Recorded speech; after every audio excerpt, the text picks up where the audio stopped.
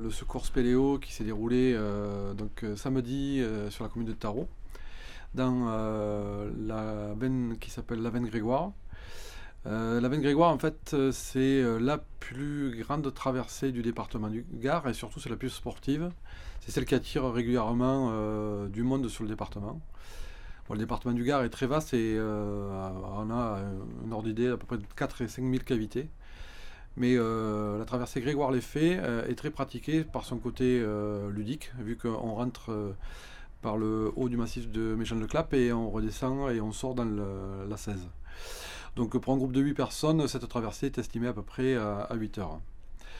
Ce jour-là, j'ai l'information assez rapidement par le CODIS d'une équipe qui sera en difficulté à la hauteur de la veine Grégoire et dont un de leurs personnes aurait fait une chute dans le puits d'entrée à la hauteur du puits de 20 mètres qui suit la doline d'entrée.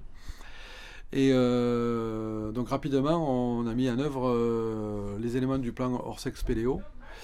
Donc pour faire simple, on a commencé par une conférence à trois entre l'officier CODIS, le conseiller technique départemental spéléologie du Spéléo Secours français et moi-même pour réfléchir à une première stratégie. Donc l'objectif, au vu des informations qu'on avait, c'était de faire une extraction par là où il était rentré. Donc on estimait d'être sur un secours spéléo assez compliqué, mais qui ne devrait pas s'éterniser dans le temps.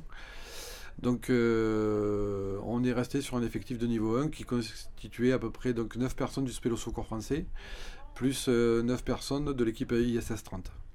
Donc l'équipe ISS 30 en fait sont des agents de l'équipe GREMP qui sont formés spécifiquement à la spéléologie, qui sont exclusivement destinés à cette technique-là. Et donc très rapidement, on les a engagés eux prioritairement par rapport à la capacité de se mettre en œuvre pour aller faire ce qu'on appelle de l'assistance à victime, c'est-à-dire de progresser vers la victime et d'installer ce qu'on appelle un point chaud, c'est-à-dire un ensemble qui va étanchéiser la position de la victime, la réchauffer, parce que les problématiques qu'on rencontre en plus de la traumatologie que sont produits les victimes, c'est l'effet de l'hypothermie. Donc très rapidement, on a eu un retour d'intervention qui nous précisait que la victime souffrait énormément. Aux premiers éléments, on avait une suspicion fracture bassin qui se révélera être une fracture du fémur à la sortie, ce qui nous a nécessité d'engager en plus de notre dispositif des personnels du SSF. C'est une équipe composée d'un médecin et d'un infirmier qui ont eu comme mission d'aborder la victime, la sédater, la stabiliser et de nous permettre de l'évacuer. Donc l'évacuation s'est faite en deux temps. La première qui a constitué à faire un dispositif de contrepoids, c'est-à-dire une corde de traction qui va permettre de faire remonter la victime dans une civière dans le premier puits. Et à la sortie de ce puits, on a installé un deuxième dispositif, une grande tyrolienne dans la doline d'entrée qui faisait à peu près 50 mètres de long et qui nous a permis de la sortir sur le haut de la veine.